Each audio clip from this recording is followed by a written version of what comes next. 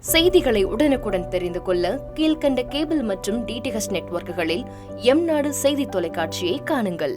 பாதகம் செய்பவரை கண்டால் நாம் பயம் கொள்ளலாகாது பாப்பா. மோதி மிதித்துவிடு பாப்பா, அவர் முகத்தில் உமிழ்ந்துவிடு பாப்பா.